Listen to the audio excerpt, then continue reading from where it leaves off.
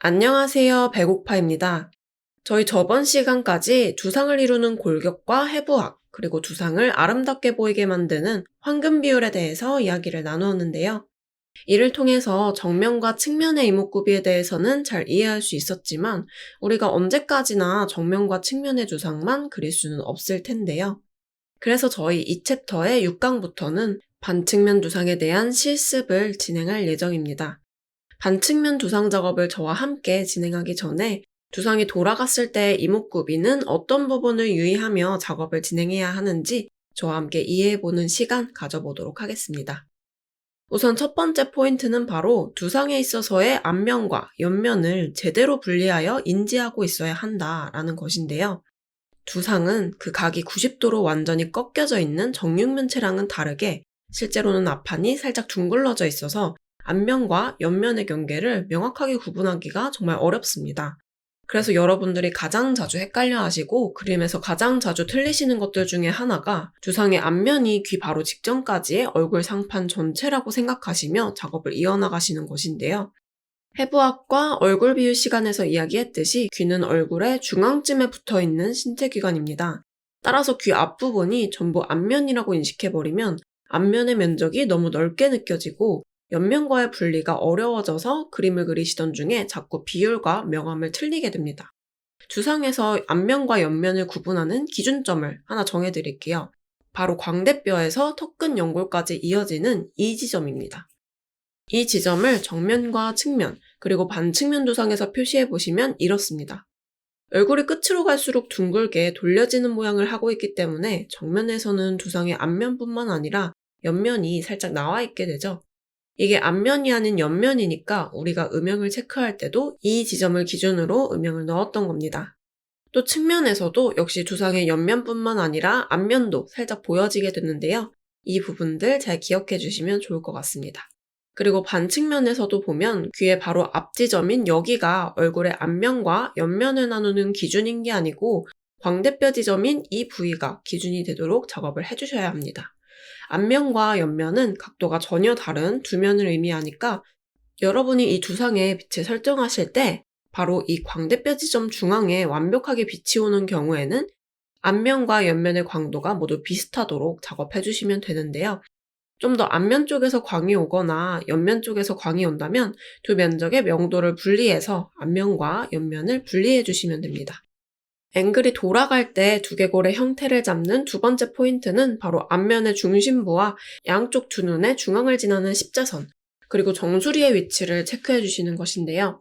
이 십자선은 앵글이 돌아가면서 각 앞면과 옆면의 비율을 잡아주는 중요한 가이드가 되어주는데요. 반측면으로 두상의 앵글이 돌아갈 때는 두상 앞면의 십자선 비율이 줄어들면서 그 줄어든 비율만큼 옆면이 보이게 됩니다. 옆면이 더 많이 보이는 각도로 앵글이 돌아갔다면 그만큼 앞면은 적게 보이게 되겠죠. 전체적인 비율에서 앞면과 옆면의 상관관계를 확인해 주시면서 작업을 진행해 주시면 됩니다. 이때 앵글이 점점 돌아갈수록 앞면의 십자선에서 코를 중심으로 왼쪽과 오른쪽의 눈 길이 비율이 조금 달라지는 것도 확인하실 수 있습니다. 돌아간 방향 쪽의 비율이 좀 더 짧아지고 상대적으로 반대 방향 쪽의 눈은 이보다는 좀 더 긴 비율로 자리 잡아 있습니다. 또한 얼굴의 앵글이 만약 양옆이 아니라 아래 위로 움직이는 경우에는 이렇게 십자선은 타원형으로 굴러가면서 아래 위 방향으로 움직이게 됩니다. 그래서 카메라가 두상의 위쪽에서 아래쪽으로 내리쬐는 하이 앵글의 경우에는 두상에서 정수리 꼭지점 위치를 확인하실 수 있고 웃고 있는 표정이 아니어도 귀 쪽으로 갈수록 눈꼬리와 입꼬리가 올라가는 형태로 눈과 입의 형태를 잡아주셔야 합니다. 반대로 로우 앵글이라면 무표정일 때도 입꼬리와 눈꼬리가 내려간 형태로 얼굴의 형태가 잡아지겠죠. 이제 눈의 형태를 함께 살펴보면서 두상의 앵글이 돌아갈 때 눈의 형태를 어떻게 변화시켜야 할지에 대해서 알아보겠습니다.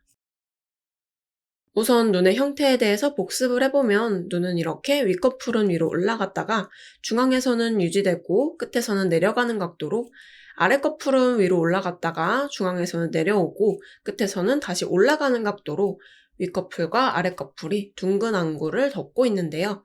이때 눈이 생기는 점막은 네 부분, 앞머리 부분과 뒷머리 부분, 그리고 윗꺼풀 점막과 아랫꺼풀 점막입니다.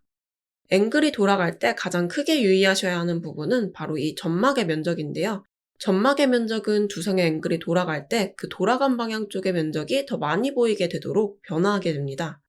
예를 들어서 반측면 앵글의 눈의 형태는 오른쪽 눈에서는 돌아간 앵글과 가까운 쪽인 뒷머리 부분의 점막 면적이 더 많이 보이게 되고요. 왼쪽 눈에서는 앞머리 부분의 점막 면적이 더 많이 보이게 됩니다.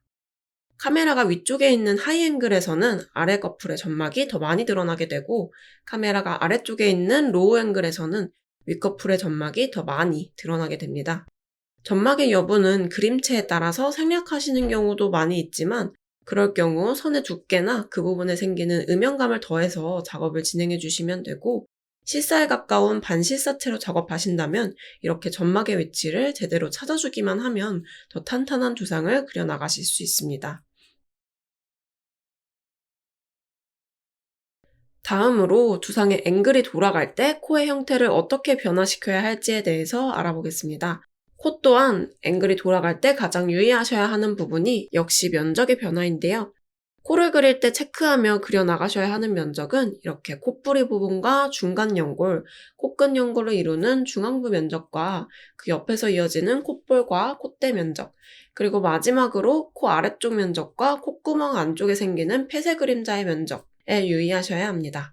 두상의 앵글이 좌우로 돌아갈 경우에는 콧대의 양쪽 중 돌아간 방향 쪽의 한쪽 면적이 조금씩 줄어들면서 완벽히 반측면에 이르르면 사라지게 되고, 이 반측면에서 좀 더 측면 쪽으로 돌아갈수록 코 중앙부의 면적 또한 조금씩 줄어들게 됩니다.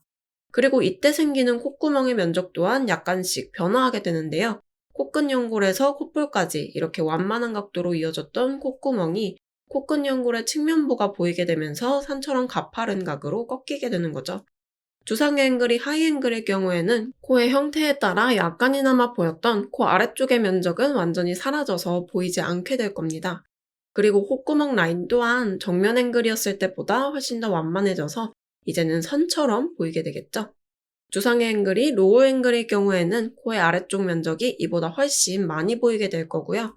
이에 반해서 코 중앙부의 비율은 줄어들고 코 아래쪽에 생기는 폐쇄 그림자의 각 또한 가팔라져서 세모난 모양으로 자리하게 되는 걸 확인하실 수 있습니다. 마지막으로 두상의 앵글이 돌아갈 때 입술의 형태를 어떻게 변화시켜야 할지에 대해서도 알아보겠습니다. 입술의 형태 또한 면적의 변화인데요. 이때 입술은 크게 윗입술과 아랫입술 두 가지 면적으로 나눌 수 있습니다. 그래서 입술의 경우에는 훨씬 더 표현이 간단한데요. 우선 두상의 앵글이 옆으로 돌아갈 경우 이때 입술의 중앙을 중심으로 반으로 나누어서 한쪽의 면적을 더 짧게 만들어주시면 됩니다.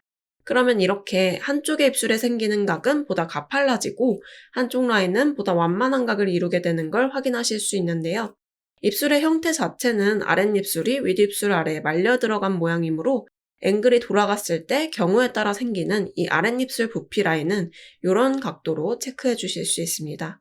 또한 두상의 앵글이 하이앵글이거나 로우 앵글일 경우에는 그에 맞게 돌아가는 두상의 십자선 곡선에 맞춰서 입꼬리 양쪽이 중앙보다 올라가거나 혹은 내려가도록 작업을 진행해 주시면 됩니다.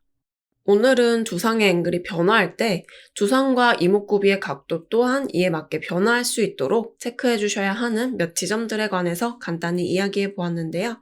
다음 수업 때는 본격적인 그림 작업에 앞서서 꼭 알아두면 좋을 몇 가지 포토샵 기능들을 소개드려보고, 그 다음으로 오늘 배우신 것들을 기반으로 저와 함께 반측면 하이앵글 두상 하나를 그려나가시면서 틀부터 묘사까지 진행해 보실 예정입니다. 그럼 저는 다음 수업 때 뵙겠습니다.